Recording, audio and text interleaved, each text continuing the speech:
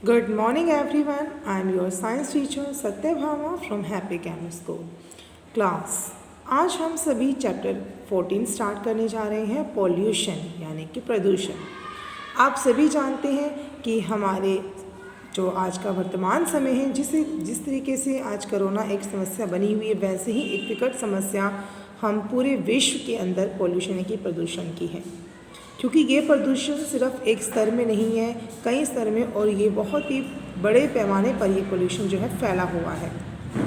आप देख सकते हैं पोल्यूशन ना केवल मृदा का प्रदूषण है, बल्कि प्रदूषण जो है वो नॉइज़ पोल्यूशन है। ठीक है, सॉइल पोल्यूशन के साथ साथ जो है नॉइज़ पोल्यूशन है, एयर पोल्यूशन है एंड आपका साउंड पोल्यूशन है। ये सभी क्या है? ये पोल्यूशन है जो हम मानव जीवन को प्रभावित करते हैं। We have already learned that environment is made up of both living and non-living components। यानी आप सभी ने इस चीज़ के बारे में पहले ही पढ़ चुके हैं कि जो हमारा जो पर्यावरण है वो क्या है, वो लिविंग और नॉन लिविंग दोनों तरह की चीज़ों से बना हुआ है।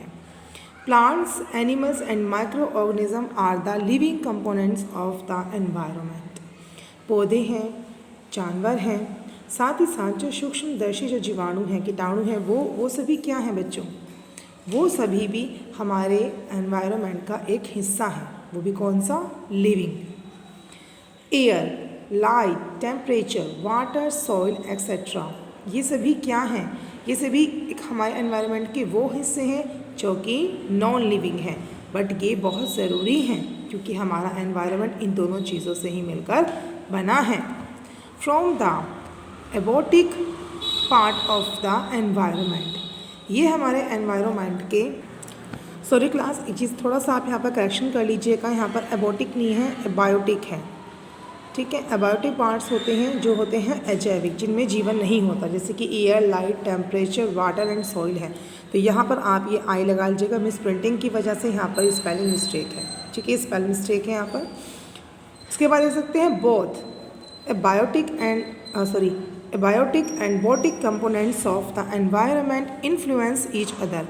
यानी कि अब हमारे वातावरण के अंदर, पर्यावरण में जो भी ये जैविक, ठीक है, अजैविक और जो जैविक जो तत्व मौजूद हैं वो हमारे पर्यावरण को इन्फ्लुएंस ईच अदर, एक दूसरे को प्रभावित करते हैं। इन्फ्लुएंस करते हैं यानी कि प्रभाव डालते हैं दूसरे के ऊपर।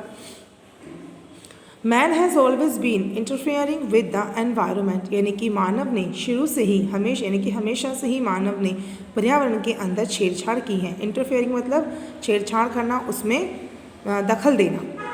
He has cut down forest for, और उसने क्या करा है कि उसने जंगलों को काटा है। आप बच्चों को पता है कि जंगलों को काटने से, जंगलों को वो काटते हैं ना, काटा है फॉरेस्ट फॉर, किस चीज़ के लिए? Wood which is use as fuel making furniture etcetera, यानी कि लकड़ी जिसका इस्तेमाल किया जाता है ईंधन के रूप में, फर्नीचर बनाने के लिए, पेपर मेकिंग के लिए, बहुत सारी चीज़ों के लिए लकड़ी का इस्तेमाल किया जाता है। सेकेंड है to bring more land under cultivation for growing more crops. Cultivation का मतलब होता है खेती करने के लिए, यानी कि ज़्यादा से ज़्यादा ज़मीन को खेती करने के लिए, ताकि फसलों को ज़्यादा से ज़्यादा उगाया जा सके। The cutting down of forest is called deforestation, यानी कि पेड़ों का बड़ी मात्रा में जब कटाव किया जाता है बच्चों, तो वो क्या कहलाता है? डिफॉरेस्टेशन, यानी कि वनों का कटाव। He has also killed animal for food and other useful things obtained from them, यानी कि वह उनको जानवरों को भी मारते हैं खाने के लिए, और उनसे प्राप्त होने वाले ज़्यादा ज़रूरी जो तत्व होते हैं उनके लिए भी उनको जानवरों को मारते हैं खाने के लिए, उनकी स्किन के लिए, साथ साथ उनके टीथ के लिए। आपने देखा है हाथी के जो दांत होते हैं, हाथी का एक दांत 5 लाख से लेकर के 15 लाख तक मार्केट में बिकता है बच्चों। तो देखिए उसकी स्किन, उसके जो दांत हैं, क्योंकि उनसे जेवर बनाए, उनसे ज्वेलरी बनाई जाती है बच्चों, तो उस ज्वेलरी का यूज़ किया जाता है, जैसे बाहर में उसको बाहर में इम्पोर्ट भी किया जाता है। तो इस तरीके से क्या करते हैं कि जानवरों को मारा जाता है सिर्फ अपनी ज़रूरतों के लिए। One of the major problem caused by man due to increase in human population is pollution. देखिए, अब हमारी मानव के सबसे बड़ी जो हमारी महत्वपूर्ण समस्या है वो है हमारी बढ़ती हुई जनसंख्या, वही प्रदूषण है। क्यों? क्योंकि देखिए setting up of a large number of industries, rapid means of transport etcetera has really spoiled the environment. यानी कि बढ़ती हुई जनसंख्या की पूर्ति करने के लिए, खाने की, कपड़ों की पूर्ति करने के लिए बड़े बड़े इंडस्ट्रीज़ का और बहुत तेज़ी के साथ, रैपिड मतलब तेज़ी, तीव्रता के साथ, तेज़ी के साथ ट्रांसपोर्टों का, इन सब चीज़ों का जो निर्माण किया जा रहा है, इन सब चीज़ों का जो बढ़ोतरी की जा रही है, उसने हमारे पर्यावरण को पूरी तरीके से तहस नहस कर दिया है। आप देख सकते हैं ये पोल्यूशन, ये सारा पोल्यूशन कारण बनता है हमारे किस चीज़ का? एयर पोल्यूशन का।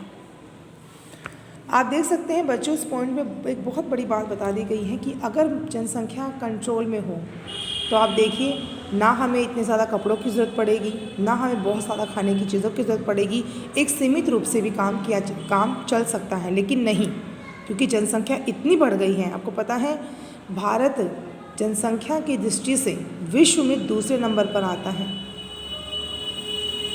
तो आप सोचिए, इतनी बड़ी जनसंख्या की पूर्ति करने के लिए ज़्यादा से ज़्यादा कारखाने चाहिए ताकि वहाँ ज़्यादा से ज़्यादा चीज़ों का उत्पादन किया जा सके। खेती ज़्यादा चाहिए, जिस खेती ज़्यादा करने के लिए पेड़ों का कटाव किया जाता है ना। जनसंख्या ज़्यादा है तो वाहनों की ज़रूरत ज़्यादा है। तो इस तरीके से क्या हो रहा है बच्चों, पोल्यूशन में इंक्रीज में, पोल्यूशन दिन पर दिन बढ़ता ही चला जा रहा है। Pollution, the addition of undesirable amount of harmful materials in the air, water or land is called pollution. The addition of यानी कि undesirable यानी कि वो इच्छाएं जो कभी ख़त्म ना, उनकी बढ़ोतरी होने की, इनकी ख़त्म ना होने वाली इच्छाओं की बढ़ोतरी की वजह से ही कुछ हार्मफुल जो पदार्थ होते हैं, उन्होंने हमारी हवा, पानी और जो ज़मीन है उसे पूरी तरीके से प्रदूषित कर दिया है। It alters the natural quality of the environment. A substance which cause pollution is called pollutant. तो देखिए, it alters यानी कि ये बदलती जा रही है, इसकी वजह से हमारे जो हमारी प्रकृति की जो गुणवत्ता है वो बिल्कुल बदलती चली जा रही है। और देखिए, वो पदार्थ जिसकी वजह से पोल्यूशन बढ़ता है वो पोल्यूटेंट यानी कि प्रदूषक कहलाता है। तो क्लास आज मैं आप सभी को सिर्फ इतना ही चैप्टर पढ़ाऊंगी, बाकी का जो चैप्टर है बेटा वो हम कल की क्लास में कंटिन्यू करेंगे। Thank you.